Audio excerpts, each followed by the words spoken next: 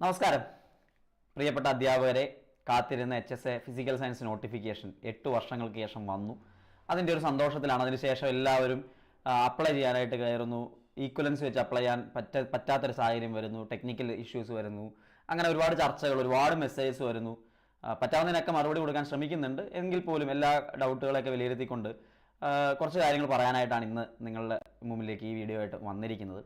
പ്രധാനമായിട്ട് നിങ്ങൾ ഹെഡിങ്ങിൽ കാണുന്ന പോലെ ഏത് ജില്ലയിൽ അപേക്ഷിക്കണം എന്നുള്ളൊരു ചോദ്യമാണ് അന്തരീക്ഷത്തിൽ ഏറ്റവും ഉയർന്നു കേൾക്കുന്നത്. അത് വളരെ കോംപ്ലിക്കേറ്റഡ് ആയിട്ടുള്ളൊരു ചോദ്യമാണ്. കാരണം നിയമന നില മാത്രം വെച്ചോ, കട്ട് ഓഫ് മാത്രം വെച്ചോ അല്ല നമുക്കത് തീരുമാനിക്കാൻ പറ്റുക, അല്ലേ? നമ്മുടെ സ്വന്തം ജില്ല, അതിനോടുള്ളൊരു താല്പര്യം, അങ്ങനെ പല കാര്യങ്ങൾ അതിനകത്ത് ഇൻവോൾവ് ആവുന്നുണ്ട്.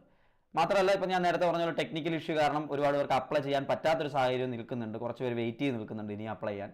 അപ്പോൾ അത്തരത്തിലുള്ള കാര്യങ്ങളൊക്കെ ഒന്ന് വിലയിരുത്തുക എന്നുള്ളതാണ് ഈ വീഡിയോയിലൂടെ ഉദ്ദേശിക്കുന്നത്. ഓരോ ജില്ലയുടെ അവസ്ഥ എന്താണ് എന്നുള്ളതിനെക്കുറിച്ചൊക്കെ നമുക്ക് ഡീറ്റെയിൽ ആയിട്ടൊന്ന് കമ്പയർ ചെയ്യാം. എന്നിട്ട് ആ കമ്പാരിസൺ വെച്ച ശേഷം നിങ്ങൾ തന്നെ തീരുമാനിക്കുക എവിടെ അപ്ലൈ ചെയ്യണം എന്നുള്ളത്. അല്ലാണ്ട് ഒരാൾക്ക് നിങ്ങൾ ഇന്ന ജില്ലയിൽ അപേക്ഷിക്കൂ എന്ന് പറഞ്ഞു തരാൻ പ്രായോഗികമല്ല. അങ്ങനെ പറഞ്ഞു തരുന്നതിൽ കാര്യമില്ല. അങ്ങനെ പറഞ്ഞു തരുന്നത് നിങ്ങൾ കേൾക്കേണ്ട കാര്യമില്ല. കാരണം നിങ്ങളാണ് അൾട്ടിമേറ്റ്ലി ഇത് തീരുമാനിക്കേണ്ടത്.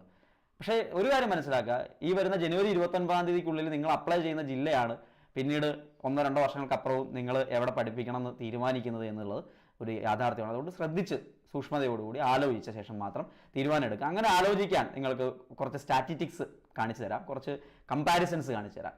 പിന്നെ ടെക്നിക്കൽ ഇഷ്യൂ കാരണം അപ്ലൈ ചെയ്യാൻ പറ്റാത്തവർ കുറച്ച് ദിവസം കൂടി വെയിറ്റ് ചെയ്യുക. അതുപോലെ PSCയുടെ കോൺടാക്ട് നമ്പറുകളിൽ വിളിച്ചിട്ട് പരാതികൾ പറയുക. മറ്റുള്ളവർ ചെയ്യുമെന്ന് വിചാരിച്ചിരിക്കരുത്. നമ്മുടെ ആവശ്യമാണ്. പരാതി പറയാം, മെയിൽ അയക്കാൻ പറ്റുന്നവരൊക്കെ മെയിൽ അയക്കുക. അവർ ക്ലിയർ ചെയ്യുന്നുണ്ട്. ഇപ്പോൾ സെറ്റ് ഈക്വലൻ്റ് ആയിട്ടുള്ളവർക്കൊക്കെ എഴുതാൻ പറ്റുന്നുണ്ടെന്നാണ് മനസ്സിലാക്കുന്നത്, അല്ലെങ്കിൽ അപ്ലൈ ചെയ്യാൻ പറ്റുന്നുണ്ടെന്നാണ് മനസ്സിലാക്കുന്നത്. ഒരുപക്ഷേ ഈ വീഡിയോ നിങ്ങളുടെ മുമ്പിലേക്ക് വരുന്ന സമയം കൊണ്ട് എല്ലാ പ്രശ്നങ്ങളും മാറി എല്ലാവർക്കും അപ്ലൈ ചെയ്യാൻ പറ്റുന്ന രീതിയിലേക്ക് വരുമെന്ന് തന്നെ നമുക്ക് പ്രതീക്ഷിക്കാം. പോളിമർ കെമിസ്ട്രിയുടെ കാര്യങ്ങളൊക്കെ അങ്ങനെ ഇപ്പുണ്ട്. ഇപ്പോൾ നമ്മളിതെല്ലാം കംപ്ലൈൻറ്റ് ചെയ്യാൻ പറ്റുന്നിടത്തെല്ലാം പറയുന്നുണ്ട്, അറിയാവുന്നവരെ കൊണ്ടൊക്കെ ചെയ്യിക്കുന്നുണ്ട്. നിങ്ങളും അത് ചെയ്യാനായിട്ട് ശ്രമിക്കാം. എനിവേ, നമുക്ക് ഏത് ജില്ലയിൽ അപേക്ഷിക്കണം എന്ന ആ ചോദ്യത്തിൻ്റെ ഉത്തരം നിങ്ങൾ സ്വയം കണ്ടെത്തുന്നതിന് വേണ്ടിയിട്ടുള്ളൊരു വിലയിരുത്തലിലേക്ക് പോവാം. ഞാനിവിടെ 14 ജില്ലകളുടെയും അവസ്ഥ വിശകലനം ചെയ്യുന്നുണ്ട്. അവിടെ നിങ്ങൾക്ക് കാണാം, ഈ കോളം തിരിച്ച് കൃത്യമായിട്ട് കൊടുത്തിരിക്കുന്നു. കട്ട് ഓഫ്, മെയിൻ ലിസ്റ്റിൽ എത്ര പേര് ലാസ്റ്റ് ടൈം ഉണ്ടായിരുന്നു, എത്ര പേര് ആ ലിസ്റ്റിൽ ഉൾപ്പെടുത്തിയിട്ടുണ്ടായിരുന്നു, അതേപോലെ അഡ്വൈസ് എത്ര പേർക്ക് പോയി, എത്ര പേർക്ക് ഈ മെയിൻ ലിസ്റ്റിൽ നിന്ന് അഡ്വൈസ് പോയി, നിലവിൽ, അതായത് കൃത്യമായിട്ട് പറഞ്ഞു കഴിഞ്ഞാൽ 2024 നവംബർ 30 സമയത്താണ്, 2024 നവംബർ 30 എന്ന് പറയുന്ന ആ ഡേറ്റിൽ വരെ എത്ര പുതിയ വേക്കൻസികൾ സൃഷ്ടിക്കപ്പെട്ടിട്ടുണ്ട് ഓരോ ജില്ലകളിലും എന്നുള്ളതാണ് 4ാമത്തെ ഈ ഒരു കോളത്തിൽ കൊടുത്തിരിക്കുന്നത്. കറണ്ട് വേക്കൻസി നിലവിൽ, ഞാൻ വീണ്ടും പറയുന്നു, നവംബർ 30 വരെയുള്ള തീയതികളുടെ ലിസ്റ്റാണ് ഈ തന്നിരിക്കുന്നത്. അതിൽ പത്തനംതിട്ട മാത്രം ഒരു അപ്രോക്സിമേറ്റ് വാല്യൂ ആണ്. ബാക്കിയെല്ലാം കറക്റ്റായിട്ട് തന്നെയാണ്.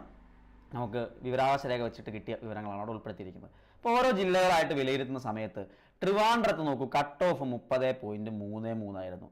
മെയിൻ ലിസ്റ്റിൽ 199 പേര് ഇടം പിടിച്ചു. അതിൽ 103 പേർക്ക് അഡ്വൈസ് പോകുന്ന സാഹചര്യം ഉണ്ടായി. കറണ്ട് വേക്കൻസി എന്ന് പറയുന്നത് തിരുവനന്തപുരത്ത് 29 വേക്കൻസിയാണ് നവംബർ 30 വരെ കാണിക്കുന്നത്. ഓക്കെ, ഇനി അത് കൂടും. അതിനകത്ത് ചില പെർസെൻറ്റേജൊക്കെ അന്തർജില്ലാ സ്ഥലം മാറ്റോ അല്ലെങ്കിൽ പ്രൊമോഷൻ അങ്ങനത്തെ കാര്യങ്ങളിലേക്കൊക്കെ പോകുമായിരിക്കും. എന്നാലും മുമ്പോട്ട് വരുന്ന വർഷങ്ങൾ അത് കൂടാനേ വഴിയുള്ളൂ. കൊല്ലത്തെ സംബന്ധിച്ച് 31 ആയിരുന്നു കട്ട് ഓഫ് വന്ന്. തിരുവനന്തപുരത്തേക്കാൾ കൂടിയ കട്ട് ഓഫ് ആയിരുന്നു. മെയിൻ ലിസ്റ്റിൽ 93 പേര് മാത്രമാണ് ഇടം പിടിച്ചത്. 80 പേർക്ക്, അതിൽ 93-ൽ 80 പേർക്കും അഡ്വൈസ് പോകുന്നത് കാണാനായിട്ട് സാധിക്കും.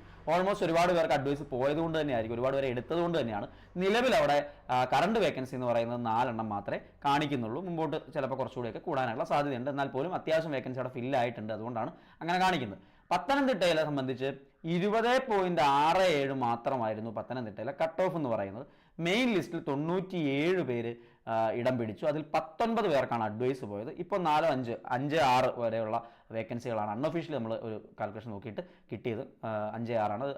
ഒഫീഷ്യലി അവിടുന്ന് കിട്ടിയിട്ടില്ല എന്നുകൂടി അറിയിക്കുകയാണ്. ഏകദേശ കണക്കാണ് അവിടെ പറഞ്ഞിരിക്കുന്നത്. അപ്പോൾ ഇവിടെ പത്തനംതിട്ടയെ സംബന്ധിച്ച് നിങ്ങൾക്ക് അവിടെ തന്നെ കാണാൻ പറ്റും, അല്ലേ? ബാക്കി ട്രിവാൻഡ്രത്തെയും കൊല്ലത്തെയും വെച്ച് നോക്കുമ്പോൾ സമാനമായ ക്വസ്റ്റ്യൻ പേപ്പറിൽ 10 മാർക്കിൻ്റെയോളം വ്യത്യാസം കട്ട് ഓഫിൽ വന്നിട്ടുണ്ട്.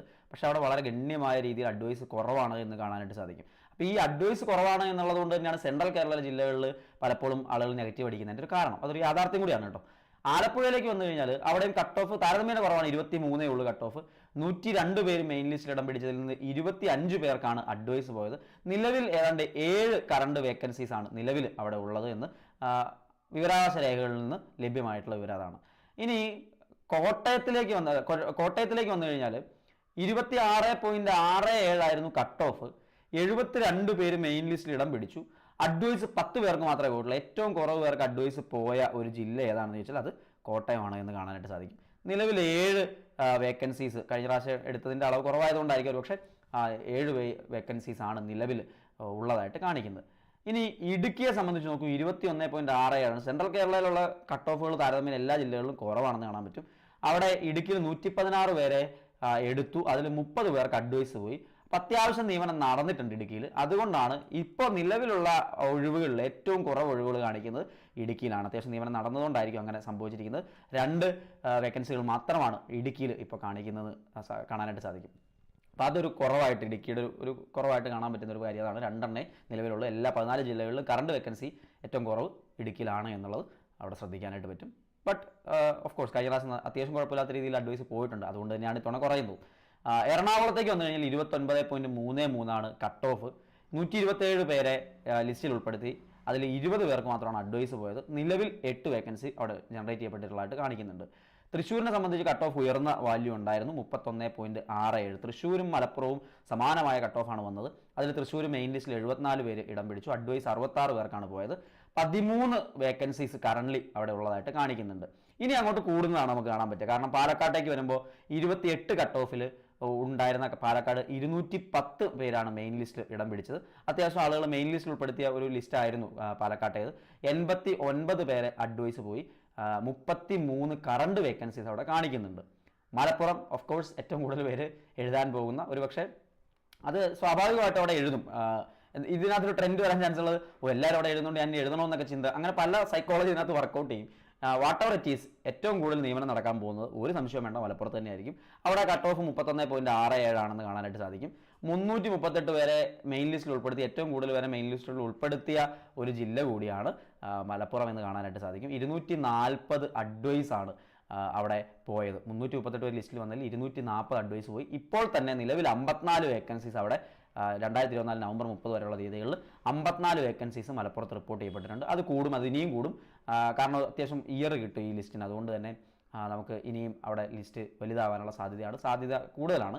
സോ വളരെ സാധ്യതയുള്ളൊരു ജില്ല. കട്ട് ഓഫ് കൂടുതലായിരിക്കും, എഴുതുന്നവരുടെ എണ്ണവും കൂടുതലായിരിക്കും, മെയിൻ ലിസ്റ്റിൽ ഉൾപ്പെടുത്തുന്ന എണ്ണവും കൂടുതലായിരിക്കും, കൂടുതൽ പേരെ എടുക്കുകയും ചെയ്യും. ഇനി അങ്ങോട്ട് കൂടുതൽ വേക്കൻസീസ് അവിടെ റിപ്പോർട്ട് ചെയ്യുകയും ചെയ്യും. കുട്ടികളുടെ എൻറോൾമെൻ്റ് ഒക്കെ അവിടെ കൂടുതലായതുകൊണ്ട് തന്നെ അവിടെ റിസ്ക് കുറവാണ്. ഇനി കോഴിക്കോട്ടേക്ക് വന്നു കഴിഞ്ഞാൽ 30.67 ആയിരുന്നു കട്ട് ഓഫ്. മെയിൻ ലിസ്റ്റിൽ 164 പേര് ഉൾപ്പെട്ടു. അഡ്വൈസ് പോയത് 100 പേർക്കാണ്. കറണ്ട് വേക്കൻസി 22 പേർക്ക് മാത്രമാണ്. വയനാട്ടിനെ സംബന്ധിച്ചുകൊണ്ട് 22.67 കട്ട് ഓഫ് വളരെ കുറഞ്ഞ ഒരു ജില്ലയാണ്. 97 പേര് മെയിൻ ലിസ്റ്റിൽ ഇടം പിടിച്ചു. 47 പേർക്ക് അഡ്വൈസ് പോയി. കറണ്ട്ലി 20 വേക്കൻസീസ് അവിടെ കാണിക്കുന്നുണ്ട്. കറണ്ട്ലി 20 വേക്കൻസീസ് ആണ് വയനാട് കാണിക്കുന്നത്. അപ്പോൾ അത്യാവശ്യം വേക്കൻസി ഉണ്ട്. കോഴിക്കോടും വയനാടും ഒക്കെ കാണിക്കുന്നുണ്ട് ഇപ്പോൾ നിലവിൽ. കണ്ണൂരിനെ സംബന്ധിച്ച് 32.67 നിങ്ങൾ നോക്കും. 32.67 എന്ന് പറയുന്നതാണ് ഏറ്റവും ഉയർന്ന കട്ട് ഓഫ്. അതായത് കണ്ണൂരായിരുന്നു കഴിഞ്ഞ പ്രാവശ്യം ഏറ്റവും ഉയർന്ന കട്ട് ഓഫ് വന്നത്. അവിടെ 105 പേര് മെയിൻ ലിസ്റ്റിൽ ഉൾപ്പെട്ടു. 76 പേര് അഡ്വൈസ് പോയി. 12 വേക്കൻസീസ് ആണ് കറണ്ട്ലി കാണിക്കുന്നത്. കാസർഗോഡിനെ സംബന്ധിച്ച് 28 ആയിരുന്നു കട്ട് ഓഫ്. 102 പേര് മെയിൻ ലിസ്റ്റിൽ ഇടം പിടിച്ചു. 70 പേർക്ക് അഡ്വൈസ് പോയി. നിലവിൽ 44 വേക്കൻസികൾ ഉള്ളതായിട്ട് കാണിക്കുന്നുണ്ട്. ഇതാണ് ഇതിൻ്റെ ഒരു സ്റ്റാറ്റിസ്റ്റിക്സ് എന്ന് പറയുന്നത്. ഇനി നിങ്ങൾ തന്നെ വിലയിരുത്തുക. കട്ട് ഓഫ് കുറയുമ്പോൾ ആളുകളുടെ എണ്ണം, എടുക്കുന്ന ആളുകളുടെ എണ്ണം കുറയുന്നുണ്ട്. കട്ട് ഓഫ് കൂടുമ്പോൾ മെയിൻ ലിസ്റ്റിലുള്ള ആളുകളുടെ എണ്ണം കൂടും, എഴുതുന്ന ആളുകളുടെ എണ്ണം കൂടുന്നത് കാണാൻ പറ്റും. അവിടെ കൂടുതൽ പേരെ എടുക്കുന്നുമുണ്ട് അല്ലേ. അപ്പോൾ അത് അവിടെയൊക്കെ ഇനിയും വേക്കൻസികൾ റിപ്പോർട്ട് ചെയ്യുന്നുണ്ട്. ഇപ്പോൾ ഇവിടെ നോക്കുകയാണെങ്കിൽ ഏറ്റവും കൂടുതൽ വേക്കൻസി റിപ്പോർട്ട് ചെയ്യുന്ന ജില്ലകൾ എന്ന് പറയുന്നത് 54 വേക്കൻസീസ് ഇപ്പം നിലവിൽ മലപ്പുറത്തുണ്ട്, 44 കാസർഗോഡും ഉണ്ട്, 33 പാലക്കാടുണ്ട്, 29 ട്രിവാൻഡ്രത്തുണ്ട്, ദെൻ 22 കോഴിക്കോട് കാണാനായിട്ട് സാധിക്കും. വയനാട് 20 എണ്ണം വീതം ഉണ്ട് എന്ന് കാണാനായിട്ട് സാധിക്കും. ഏറ്റവും കുറവ് വേക്കൻസീസ് വന്നിരിക്കുന്നത് ഇടുക്കി 2 എണ്ണേ ഉള്ളൂ ഇപ്പം നിലവിൽ കാണിക്കുന്നുള്ളൂ. ദെൻ നിങ്ങൾക്ക് കാണാം കൊല്ലത്ത് വളരെ കുറവായിട്ട് ഇപ്പോൾ കാണിക്കുന്നത്. കോട്ടയം അവിടെയൊക്കെ കൂടുതൽ എടുത്തു പോയതുകൊണ്ടാണ് അങ്ങനെ വരുന്നത്. കോട്ടയത്ത് 7, ആലപ്പുഴയിൽ 7, ആ രീതിയിലാണ് ലിസ്റ്റിൽ നമുക്ക് കാണാനായിട്ട് സാധിക്കുക.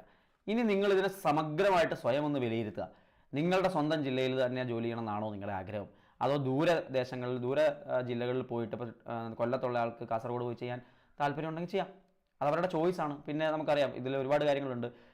ഇതിനകത്ത് പ്രൊമോഷൻ കാര്യങ്ങളൊക്കെ കിട്ടുക, അതേപോലെ തന്നെ നിങ്ങൾക്ക് ജൂനിയർ പോസ്റ്റ്, സീനിയർ പോസ്റ്റ്, അങ്ങനെ പല വർഷങ്ങളിലേക്കും ഭാവിയിൽ വരും. അതുപോലെ തന്നെ സീനിയോറിറ്റീനൊക്കെ ബാധിക്കും. നിങ്ങൾ അന്തർജില്ലാ സ്ഥലം മാറ്റം വഴി തിരിച്ച് നിങ്ങളുടെ ജില്ലയിലേക്ക് വരാൻ ശ്രമിക്കുമ്പോൾ ജൂനിയർ ആയിട്ട്, അല്ലെങ്കിൽ ആ ഒരു അത്രയും നാളത്തെ എക്സ്പീരിയൻസ് കുറഞ്ഞിട്ടൊക്കെയാണ് നിങ്ങൾ വരുന്നത്. അങ്ങനെ കുറേ നിയമവശങ്ങളൊക്കെ ഇതിനകത്തുണ്ട്. അതുകൊണ്ട് ജില്ലയിൽ നിന്ന് മാറിപ്പോയി നിൽക്കാൻ പരിപൂർണമായിട്ടും ഓക്കെ ആണെങ്കിൽ അത് ചെയ്യാന്നുള്ളതാണ്. അല്ല എങ്കിൽ നിങ്ങൾ നിങ്ങളുടെ സ്വന്തം ജില്ലയോ അതിനോട് സമീപത്തായിട്ടുള്ള ജില്ലയോ ചൂസ് ചെയ്യുക എന്നുള്ളതാണ്. സെൻട്രൽ കേരള ജില്ലകൾ താരതമ്യേന എടുക്കുന്ന എണ്ണം കുറവാണ്, ആളുകൾ എടുക്കുന്ന എണ്ണം കുറവാണ്. ഇപ്പോൾ ഇടുക്കി, കോട്ടയം, പത്തനംതിട്ട പോലുള്ള ജില്ലകൾ വളരെ കുറവായിട്ട് ആളുകൾ എടുക്കുന്നുള്ളൂ എന്നുള്ളൊരു യാഥാർത്ഥ്യമുണ്ട്. അപ്പോൾ അവർക്ക് ഈ പറയുന്ന പോലെ ട്രിവാൻഡ്രത്തോ അല്ലെങ്കിൽ മലപ്പുറത്തോ പാലക്കാടോ കോഴിക്കോടോ ഒക്കെ കാസർഗോഡോ ഒക്കെ പോയിട്ട് ജോലി ചെയ്യാൻ താല്പര്യമുണ്ടെങ്കിൽ അവിടെ പോയി മെയിൻ ലിസ്റ്റിൽ കയറാൻ പാകത്തിന് പഠിച്ച് അത് അപ്ലൈ ചെയ്യാവുന്നതാണ്. സോ ഇന്ന ജില്ല വെക്കൂ എന്ന് ഒരാളോടും ഒരുപാട് പേര് മെസ്സേജ് അയക്കുന്നുണ്ട് കേട്ടോ. അവരുടെ കൺഫ്യൂഷൻ കാരണമാണ്, എല്ലാവർക്കും കൺഫ്യൂഷനുള്ള ഒരു വിഷയമാണെന്ന് അറിയാം. പക്ഷേ അതിനൊരു കൃത്യമായ ഉത്തരം നിങ്ങളാണ് കണ്ടെത്തേണ്ടത്. മറ്റൊരാൾ പറയുന്നത് കേട്ടിട്ടല്ല അത് വെക്കേണ്ടത്. നിങ്ങളുടെ സാധ്യതകളെ പരിശോധിക്കുക. നിങ്ങൾ എങ്ങനെയാണ് ഫ്യൂച്ചറിനെ കാണുന്നത്, നിങ്ങൾ ഗവൺമെൻറ് അധ്യാപകനാവാൻ തീവ്രമായി ആഗ്രഹിക്കുന്നുണ്ടെങ്കിൽ അതനുസരിച്ചുകൊണ്ട് നിങ്ങൾ പ്ലാൻ ചെയ്യുക എന്നുള്ളതാണ്. അപ്പോൾ ഇതിനാണ് ജനറലി പറയാനുള്ളത്. ഇനി നമ്മളെ സംബന്ധിച്ച് എൻട്രിയിൽ ചോദ്യപ്പെട്ടി നമ്മൾ ആരംഭിച്ചിട്ടുണ്ട്. ക്ലാസ്സുകൾ അതിൽ നടന്നുകൊണ്ടിരിക്കുന്നു, ഫീഡ്ബാക്കുകളൊക്കെ നല്ല രീതിയിൽ കിട്ടിക്കൊണ്ടിരിക്കുന്നു. മാത്രമല്ല 150 മിഷൻ 150 എന്നുള്ള രീതിയിൽ കൃത്യമായിട്ട് നമ്മൾ ക്ലാസ്സുകൾ പ്രൊവൈഡ് ചെയ്യുന്നു. അത് നമുക്കറിയാം ഓഗസ്റ്റ്, സെപ്റ്റംബർ, ഒക്ടോബർ മാസങ്ങളിലാണ് HS എക്സാമുകൾ വരാൻ പോകുന്നത്.